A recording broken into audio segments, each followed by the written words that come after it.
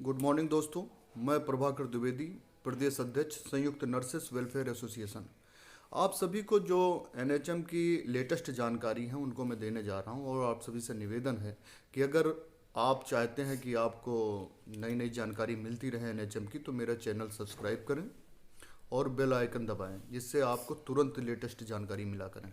साथियों, आपको अवगत कराना है कि हड़ताल के बाद से हड़ताल में जो मांगे मानी गई थी एनएचएम की, उनके लिए एक दो मांगों के लिए दिल्ली जाना पड़ा और दिल्ली से फ्री होकर सोमवार को लखनऊ पहुंचकर वेतन विसंगति की पहली मीटिंग हुई। वेतन विसंगति का डाटा तैयार किया गया। साथ ही एमडी सर, एफसी सर और एचआर मैडम से मिलकर सभी मांगों पर सहमति के अनुसार प्रगति पर अपडेट लिया गया और उसमें संगठन की तरफ से उक्त अधिकारियों को तथा डाक में भी रिसीव कराया गया।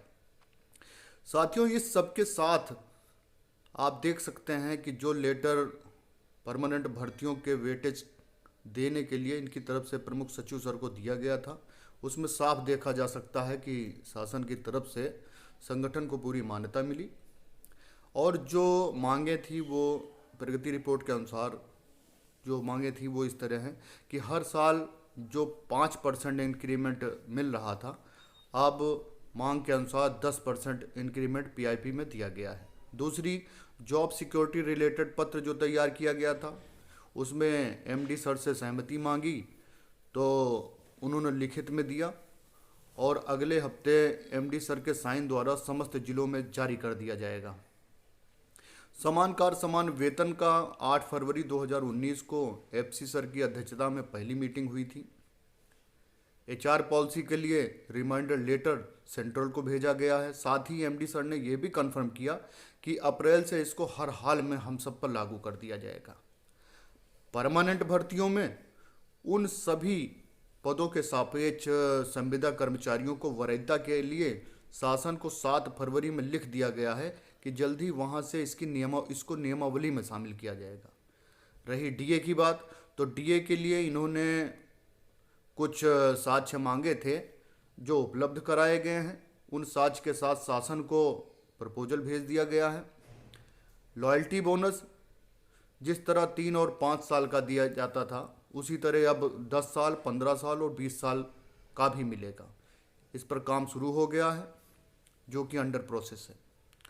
हाँ, और 3 क्लास में आउटसोर्स पर कार्यरत जो साथी हैं उनको कैडर के अनुसार एमडी सर ने लिखित में कहा कि अप्रैल तक इनको डीएचएस में समायोजित कर दिया जाएगा। इसमें थोड़ा काम संगठन को भी दिया गया है। रही बीपीएम साथियों का डीएचएस में समायोजन के लिए रिमाइंडर लेटर अगले हफ्ते से शुरुआत में ही आ जाएगा। साथ ही जो सैलरी एरियर के साथ देने के लिए भी पत्र बनाया गया है, उस पर भी चर्चा चल रही है।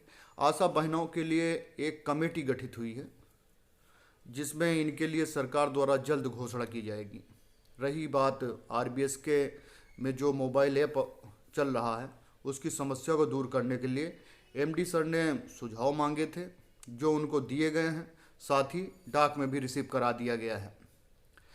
जो हमारे साथी निष्कासित हुए थे उनके बारे में भी बहुत अच्छी वार्ता रही, जिस पर स्पष्ट किया गया कि उक्त साथियों को जनपद से आख्या मांगी गई है और जल्द ही जिनका बहुत ज़्यादा गलत कार्य नहीं होगा, जो बहुत ज़्यादा दोषी नहीं होंगे, उनको समायोजित कर दिया जाएगा। साथियों, जो वेतन विसंगति का डाटा भी पूरी तरह तैयार कर कवरिंग लेटर के साथ एमडी सर के हाथों में तथा डाक में भी रिसीव करा दिया गया है, जिस पर जल्द ही मीटिंग होगी और ये फाइनल कर दिया जाएगा। सभी लोग उम्मीद रखें कि बहुत जल्द ही आप सबकी मांगे पूरी हो जाएंगी। प्रयास संगठन पूरी तरह से कर रहा है, आप सभी लोग भी दुआ करें और अप्रैल से और जो लागू हो जाएगा और कुछ जो थोड़ी बहुत मांगे रह जाएंगी वो भी शीघ्र से शीघ्र पूरी कराई जाएंगी। धन्यवाद। मैं प्रभाकर द्विवेदी, सभी से निवेदन है कि मेरा चैनल सब्सक्राइब करें और बेल आइकन दबाएं। धन्यवाद।